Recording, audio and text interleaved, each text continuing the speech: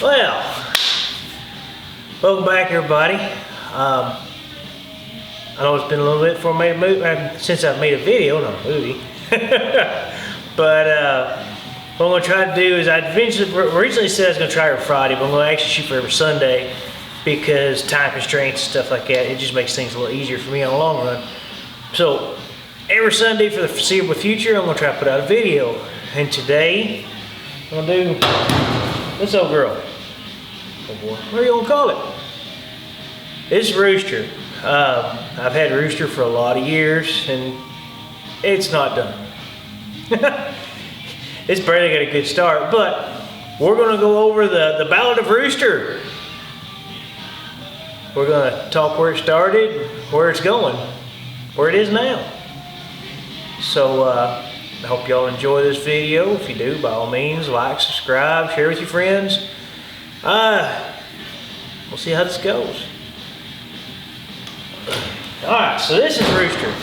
It is a 1991 S10. Is what it started off life as. It had a 2.5 5-speed. I bought it off of a car lot in Marion, Kentucky. And I bought it to drive back and forth to work. This is the original plan. And when I got it, it was lowered. And in the test drive, I should have known something was wrong, but you know, it was cool, and that's all I cared about. It 18-inch chrome wheels. For here in the woods, it was a fancy son of a gun, even with a flat black spray paint job on it. But I thought I was high society buying this booger. Well, I drive it home, and it beat the living hell out of me. It had dual exhaust on the 2.5. I'll never forget that. I knew that had to go. Straight pipes, God, it was loud, horrible. And I drove it to work one time like that. And like I said, for me to get to work is around about an hour and a half, 2 hours to get there, okay? It was its own living hell. Well, I get it home and I decide, okay, we're gonna fix the exhaust and we're gonna try to fix the suspension. I was young and stupid and hadn't looked at anything. Gonna find out the front coils had been cut in half. They were just in there. The banging noise I heard in the front end was the springs bouncing around inside the spring pocket. Thank God they even stayed in it. It was riding on bus stops. In the back, I had 8 inches of stacked up aluminum and steel blocks, mono-leafed, and one of the leaf springs was broken. I said, oh goodness, what have I got into? Well, at that time I was on MySpace. I'll tell you how long ago this was. And I had seen a picture of a video of an S10 going up down. I didn't know jack shit about nothing, just being honest. Got on there and looked, and I found a link for a store called suicidedoors.com. Well, they just happen to have a how-to section. So I'll be darned, I can do that. So I decided I'm going to airbag this bad boy. I'd bought a few trucking magazines. I had the basic ideas. I can do this. I pull it in the backyard, and I bought one of Storbeck's front kits. It was 2,500 dominators, I think, and cups, I know, for the front. And in the back, I had bought a trailer leveling kit that bolted to your leaf springs. And instead of using the little factory air compressor that came with it, I had a brilliant idea. I had an old air compressor sitting out here in the shop, 25-gallon air compressor. 25 gallons of air, why would I ever need more, right? So I put a Schrader valve on it thinking I can stop at gas stations, just fill up every now and again. And I put it all on 3/8 manual ball valves. Not the best plan in the world. I get it moving, and it actually did well. It didn't break. Let's go with that one. It didn't break. About this time, I started getting pulled over quite often in the little truck. Come to find out, one of the previous owners apparently had a well-known name amongst the law enforcement community. So after they finally figured out it was not him that owned the vehicle no more, it was me. And things slowed down a little bit, but it was still, I'm not gonna say harassing because that's a little drastic, but I was getting pulled over a lot. And had the limo tent on this thing. You couldn't see in it or out of it. And I get the bright idea, I'm gonna two-tone paint it real quick in my driveway with rattle cans. So it turns out red and black. Top half red, bottom half black. I'm gonna try to include some pictures in this. If so, this is what it looked like. If not, well, I'm gonna cut this part out. I rocked it like that for a little while. Actually, quite a while. And then I started doing more research on the backs and found that Gage Store sold a back kit that had the brackets and the notch to make it do better. That's all I need. The leaf springs are working, right? By the way, it was still mono-leafed. And at that time, I wasn't a very confident welder. I could get by. That's the most I'm gonna call it. Well, I convinced my father that we needed to weld these notches in so that it would be safer and it would ride better. Him being the wonderful person he is, went out and it is middle of August, it was ungodly hot. And we welded in notches. Cut out the frame, welded in notches. And this little thing just, oh, so much better. By the way, it was running huge 2,500 Firestone bags in the back that literally took, 2,600 pounds. And I rode around here with 60 pounds in the front and 10 pounds of pressure in the back. That's what I ran. And quickly found out that my big ass air compressor I had ratchet strapped in the bed was not gonna work. It wasn't an air compressor, just an air compressor tank. I was filling it up with the trigger valve at gas stations. Not my best plan, but it, you know, did its thing. So I got on S10 forums. I forgot the full name of that one. And I found a used 380C and a 3-gallon air compressor tank. That's gonna be great. And it should have been, kind of, sort of, not really. Come to find out that it was a 380C. It was some kind of airbag it, like 200 something, 185. To fill the 3-gallon tank took a little over 9 minutes. So you can guess that little compressor was begging for relief. And I finally took and upgraded that to a single 450 and thought I was really high class in it. Well, eventually I got upgraded tank. You can see this is going just general upgrades, okay? But this time I get in a club called Twisted Intentions. And I thought this little thing was the slickest shit ever, and I actually go to some car shows with it.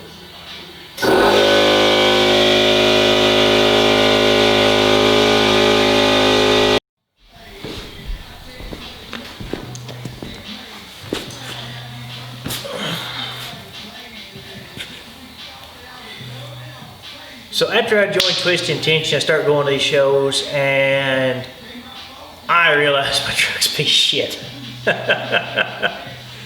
But I'm proud of it still. I am rocking this booger like it's a goddamn Ferrari or some shit. Excuse me.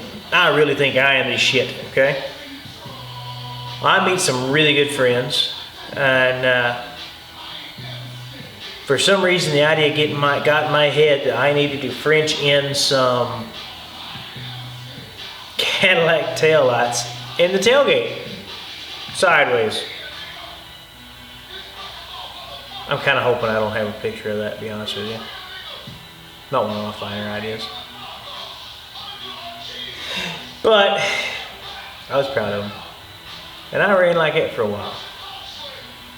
Wasn't very long, and me and a friend are laid out in the park. I can't remember what year, so we're just gonna say Loud Park. And we, slightly inebriated, decide Need to do something to make an S10 stand out. I said, if I'm gonna do that, I'm gonna make it a dually. If I'm gonna make a dually, I'm gonna get a freaking real 1-ton rear end and make it a real dually. He said, that's smart. He said, if you're gonna do that, you need a diesel engine too. Make it blow smoke. Well, that's a good idea. And that's the end of the conversation. That was honest to God, the end of it. No worries from there, okay? Well, that thought festered in my mind for a few months. And I start casually looking for a dually rear end. Not really jumping at anything, but just seeing what I can find. Well, come to find out, I run across a buddy of mine that works at the pick and pull in Paducah, Kentucky. He says, man, we just got a Ford dually in. You need to come look at it. I said, okay. What's wrong with it? He said, well, the transmission's gone, so the rear end's in good shape. I said, well, what would you take for the rear end and the wheels off of it? Because I need the wheels too. He said, well, the tires are already sold, so I don't know. All right, cool, I'll come look at it tomorrow. I get there and we haggle about it for a minute. And I end up getting the axle and wheels dirt cheap, which is awesome. I'm cool with that. I go to take the axle out, and of course the U-bolts are junk. You can't undo them, so I have a battery-operated Sawzall from Harbor Freight. They don't know. I used living out of it till it finally died. I get through 2 U-bolts, and the battery dies. Oh no, what will I do? Just so happened there's a fellow worked in the yard there, and he stopped and said, oh, you having troubles? I said, yeah. I said, I like 2 more U-bolts and having a little bit of trouble getting them off. He said, hang on. He goes over, gets in the shop, comes back with a acetylene torch. There you go. Oh man, I appreciate it. And then he proceeds to load it on the trailer for me. I said, shoot, you can't beat that. I get it home, and the axle sits here on jack stands for, oh Lord, I don't know how many years. What years? Probably a little over a year. And I talked to several shops about narrowing it, and nobody really wanted to.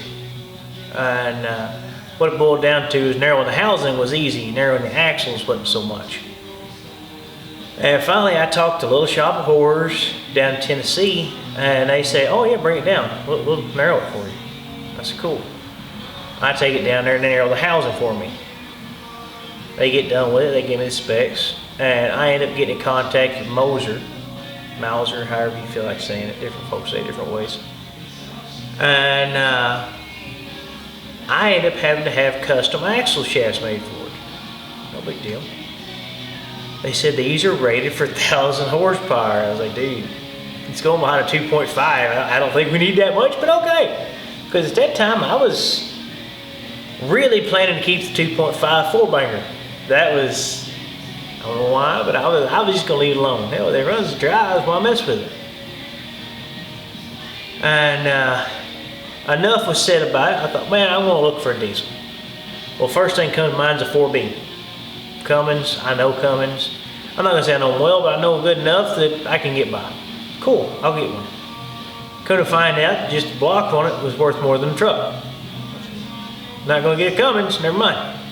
So I start looking at oddball diesels. I looked at a Pugo, I think it was a 3-cylinder, and a Nissan 5-cylinder, no 6-cylinder, excuse me, 6. And a few other oddballs. Found an Isuzu 4-cylinder once that came in originally in the S10s back in the early 80s. And I thought I had it bought till somebody else bought it out from under me. Well, once again, a buddy at the scrapyard calls, says, hey, we just got in a diesel car. I said, what kind of diesel car? He said, a Mercedes. I didn't know Mercedes made diesel back then. Well, come to find out it was an 85 300D. Cool. He said, you can come over and take a look at it and we'll talk about the motor. All right, cool. I end up getting over there, and the car's not in horrible shape. You can tell it's been hit a couple times, and it's definitely not perfect. But we strike a deal, and I buy the car. whole car. I drive the car home, drive it up here, and I pull the motor out of it. Winch it back on the trailer, take it back, sell it right back to them for scrap price for almost what I had in it. You can beat that. Cool, thank you. Everybody walks away happy. I thought, I should have kept the car a little longer. But this time, the truck goes to a shop in Tennessee, a friend of mine, to get body dropped and get the rear axle placed a little better than what I had done it. At this point, it's parallel floor linked with a panhard bar and body dropped, and he goes to put the diesel in. Well, the thing about a Mercedes diesel is it is a front sump engine, okay? Front sump engines, of course, don't work very well where a rear sump come from. So he calls, says, man, I'm having troubles with this. Oh man, you know, if it's that much trouble, we'll just abandon that idea. He said, no, I've got it. It's just weird looking. Okay. I get down there and just look at it, and the oil filter housing is an armrest. He's put the front sump behind the K-member. I know they do, man, you know, I love it, but this ain't gonna work. So he redoes it, gets it back in front. The motor's really high, but it's in there. He's worked the hell out of the K-member, got it down low as we thought we could, and it's feasible. It will work. Going to have a custom hood for the, you know, big old hole right there, but it'll work. Hell yeah. He gets done, and I go get it, and it wasn't a bad job. It wasn't. It was on hydraulics at that time, which swapped over to a Hoppos 2-pump, 4-dump hydro setup. It was a decent setup. I didn't have a firewall at all. A lot of the floor was missing.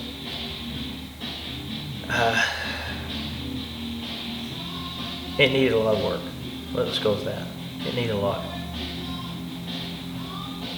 Well, I try to work on it, and I'm straight with you. I'm not a body man. I've told y'all a million times I'm not a body man. And come to find out, you need to be a body man to build a firewall. Well, I show the hell out of the truck while it's in this shape. I had braced it all best I could, and actually that's a lie, I didn't. Me and Kyle Profit and Cody Profit did. We worked our asses off on this truck, and I cannot thank them enough. They did so much. Cody's the one that actually painted this color. Got it all one color, because it was about 6 at that time. Well, we get the truck showable. We showed the hell out of it. It showed a bunch all around the Midwest. And a friend of mine says, hey, I can put a firewall in it and get it running, because he owns a diesel shop. Awesome. I said, man, I'm kind of low on funds. What do you want to work out? And he said, well, in passing, he'd mentioned I had a bagged hearse at the time and he'd wanted it. I said, how about I give you that bagged hearse for doing this? And unfortunately, things went south. I ended up losing a friend over that one.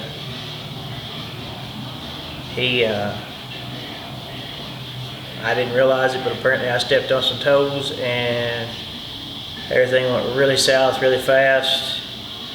It's one of the regrets I got from this, but it is what it is. I can't change it now. So I ended up keeping on showing with it, and another friend says, hey, I own a custom shop, I can do it. Awesome. So he takes the truck, puts a new floor in, new firewall, lowers the engine another 4 inches roundabout-ish, and puts a new 3/4 frame on it so we can switch over from the hydraulics to airbags. Does a crack job. Cannot complain. Jesse Vaughn down there at Vaughn Brothers did a great job. It was an awesome job what he done. And I got it done just in time to take to Sparks in the Ozarks. And actually this is the last time it was ever shown. Sparks in the Ozarks, probably 3 years ago, maybe 4. And while it was there, he got shot for trucking. That was when it's got his busted knuckles photo shoot. And it wasn't just a few months later they published that And still a highlight for me. I'm not gonna try to lie. After that, things went weird. Not gonna try to lie. The truck sat for a long time. It went from shop to shop. Nobody really having time to mess with it. And I finally said, hell with it, I brought it home. And I actually played with the idea of scrapping the truck at one point in time. I was going to pull everything off and scrap the truck. I'm glad I didn't, because I have wicked bad anxiety, and at the time this was overwhelming me. I could not figure out where to start, didn't know what to do. It was all just way over my head. I was scared to death to do anything. I finally realized, hell, I can't break it if it's already broke. So I came in and started tinkering on it, and a few weeks ago I finally got it started. It needs a lot of work still, a lot of work. But it's going the right direction now. Even if I get it started next time and find out motor blowed up. If I had screwed up somewhere, I can see I could have, but I could have, you know, shit happens. If I find out this motor's blowed, I will rebuild it or get another one, and it'll go right back. Right now, the plans moving forward is to start wiring and brakes right now. Next few weeks, hopefully I'll have a video working on brakes here. And I gotta do some fuel lines. It's a lot of little stuff for right now. And then I'm gonna move to putting gauges in it and start wiring the truck up. Once the truck's wired up, we'll start working on a flatbed for it. It's all, I'm making small goals and stepping toward them. And that's the only way I can do this, I think. The hardest thing is the overwhelming feeling you get when you come out here and realize how much there is to do. But what I've got to do is one step at a time. So right now we're going to do brakes. After we get done with brakes, we're going to do the fuel line. Once we're done with the fuel line, we'll mess with cooling. Once the cooling's there, we'll start wiring. You know, it's steps. So that's the plan for right now. I'm hoping to have this thing where it'll pull itself on and off trailer by next year. No promises, but I'm trying. And I don't know if you can see it still or not, but the pinstriping Jerry Dow did on here years ago has held up so well. But I'm hoping to be able to change out this hood eventually. And when it does, I'll hang it up on the wall somewhere. I can't get rid of Jerry's art like that. Jerry's my favorite pinstriper. Sorry to everybody else. But he's the man as far as I'm concerned. I have a lot of other artwork done by others, but Jerry's my go-to. But for right now, that's the Ballad of Rooster. I know it's kind of short and sweet. I'll try to add some pictures and maybe even some old videos if I've got any of them. I hope you've enjoyed this. From here, the next step, our next video should be on SEMO. It's down at the body shop at Carl's Auto Works. Getting some work done right now. And of course, we got the farm truck sitting here. We got to get back to. So, but it's Kentucky deer season right now, and I'm kind of an outdoorsman, so I've been hunting all day. I'm not gonna lie. So things are a little strapped right now. Plus, it's the holidays and everything else. But everybody, like I said, I hope you enjoyed the little history on the old truck. If you want to know anything specific I didn't mention, by all means ask. I'm sure there's going to be a lot more discussion about the old rigs.